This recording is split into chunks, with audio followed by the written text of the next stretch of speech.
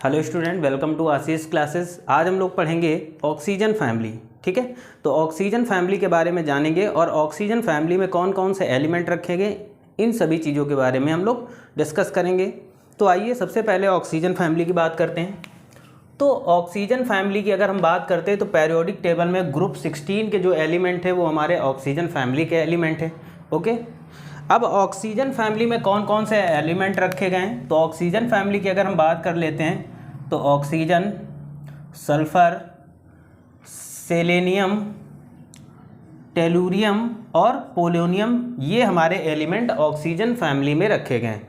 Oxygen family हमारे NEET exam और class 12 अगर हम बात करते हैं, नीट और क्लास 12 दोनों एग्ज़ाम्स के लिए बहुत ही ज़्यादा इम्पॉर्टेंट टॉपिक है। तो बात करते हैं हम ग्रुप 16 की। ठीक है, ग्रुप 16 यानी ऑक्सीजन फैमिली के एलिमेंट। ऑक्सीजन फैमिली के एलिमेंट को याद करने की एक बेसिक छोटी सी ट्रिक आती है। क्या?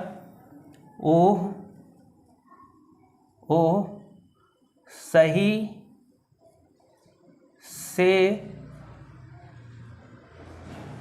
T P. ठीक है, मतलब ओ से ऑक्सीजन, एस से सल्फर यानी एस से सही, एसी यानी सेलेनियम एसी से, टी मतलब चाय और पी से पोलोनियम।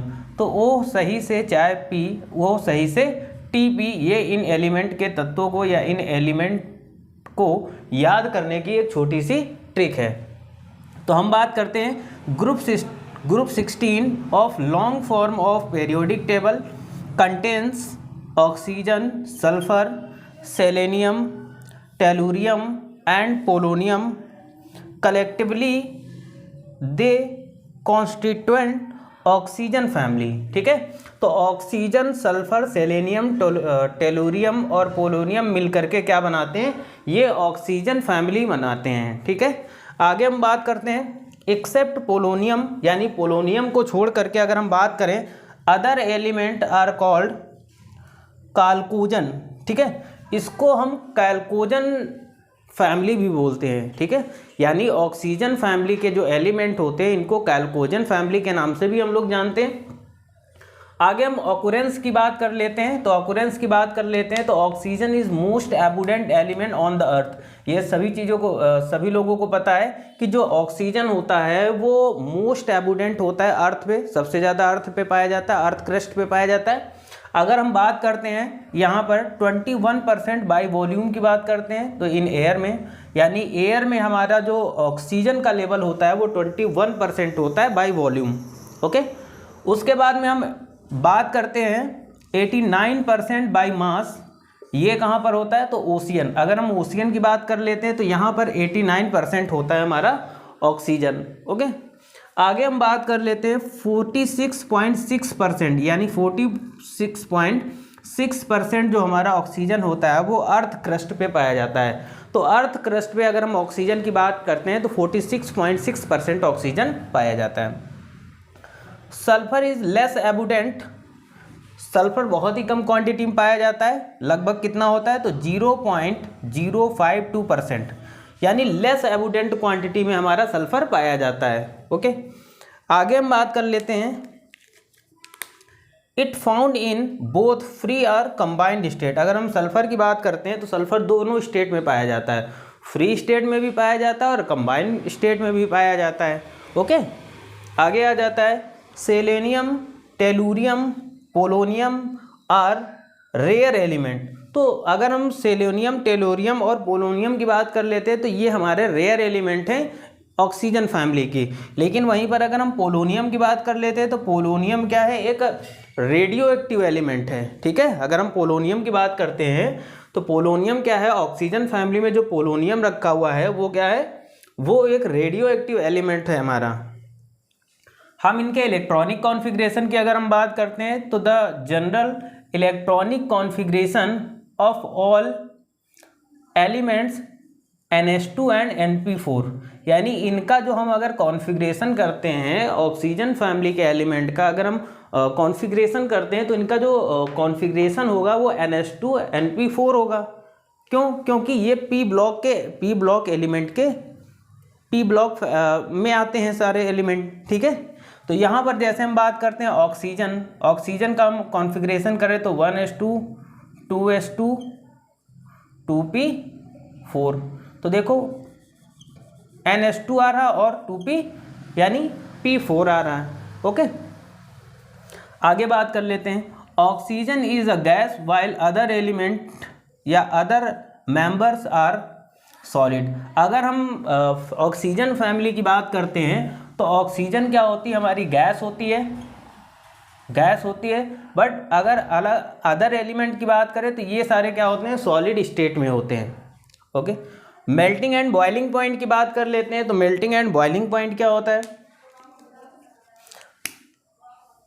ऑक्सीजन से लेकर के, अगर हम ऑक्सीजन फैमिली की बात करते हैं तो ऑक्सीजन से टेलेनियम तक, ठीक है, ऑक्सीजन से टेलूरियम तक क्या होता है कि इनका चाहे वो मेल्टिंग पॉइंट हो या फिर बॉइलिंग पॉइंट हो, ये दोनों इंक्रीज होते हैं, ओके, ये क्या होते हैं, इंक्रीज होते हैं, ठीक।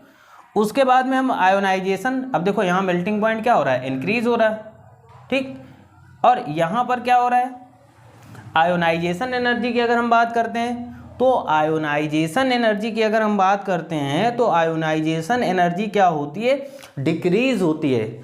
ऑक्सीजन से लेकर के पोलोनियम तक जो आयोनाइजेशन एनर्जी होगी वो क्या होगी, डिक्रीज होगी। जैसे हम ऑक्सीजन की आयोनाइजेशन एनर्जी की बात करते हैं तो ये 13.6 होती है। सल्फर की अगर हम आयोनाइजेशन एनर्जी की बात करते हैं तो 10.4 होती है। सेलेनियम की बात कर लेते हैं तो इसकी आयोनाइजेशन एनर्जी होती है 9.75 एंड टेलूरियम की बात कर लेते हैं तो इसकी आयोनाइजेशन एनर्जी होती है 9.01। उसी के बाद अगर पोलोनियम की बात कर लेते हैं, पोलोनियम क्या होता है, एक रेडियो एक्टिव एलिमेंट होता है जिसकी आयोनाइजेशन एनर्जी क्या होती है 8.43 होती है। तो हम यहाँ पर बात कर लेते हैं कि ऑक्सीजन से हम पोलोनियम तक जब जाएंगे तो हमारी आयोनाइजेशन एनर्जी क्या होगी, वो डिक्रीज होती चली जाएगी, ओके। इलेक्ट्रोनेगेटिविटी की बात कर लेते हैं तो ऑक्सीजन फैमिली की जो इलेक्ट्रोनेगेटिविटी है वो ऑक्सीजन से पोलोनियम तक क्या होती है, वो डिक्रीज होती है। जैसे हम बात करते हैं ऑक्सीजन की इलेक्ट्रोनेगेटिविटी कितनी होती है 3.5 और ऑक्सीजन हमारा सेकंड इलेक्ट्रोनेगेटिव एलिमेंट होता है, ये चीज़ आपको पता होगा, ठीक है। सल्फर की बात कर लेते हैं तो सल्फर की इलेक्ट्रोनेगेटिविटी होती है 2.5। सेलेनियम की बात कर लेते हैं तो इलेक्ट्रोनेगेटिविटी होती है 2.4। टेलूरियम की बात कर लेते हैं तो इसकी इलेक्ट्रोनेगेटिविटी होती है हमारी 2.1 और पोलोनियम की बात कर लेते हैं तो पोलोनियम की इलेक्ट्रोनेगेटिविटी होती है हमारी 2.0, ओके। अगला पॉइंट इंपॉर्टेंट आ जाता है कि oxygen, sulphur and selenium are non metallic. ये क्या होते हैं, नॉन मेटैलिक होते हैं, ठीक है। बट अगर वहीं हम सेलेनियम और टेलूरियम की बात कर लेते हैं तो ये नॉन मेटैलिक होते हैं लेकिन ये वीक नॉन मेटैलिक होते हैं, ठीक है। तो ये ऑक्सीजन फैमिली के कुछ बेसिक इंपॉर्टेंट पॉइंट थे, ठीक है, या इनके कैरेक्टर्स के बारे में बात कर लें। ये ऑक्सीजन फैमिली के कुछ कैरेक्टर थे, कुछ बेसिक चीज़ें थी जो हमें पढ़ना बहुत ही ज़रूरी था। आई थिंक सबको समझ में आया होगा। Thank you for this class.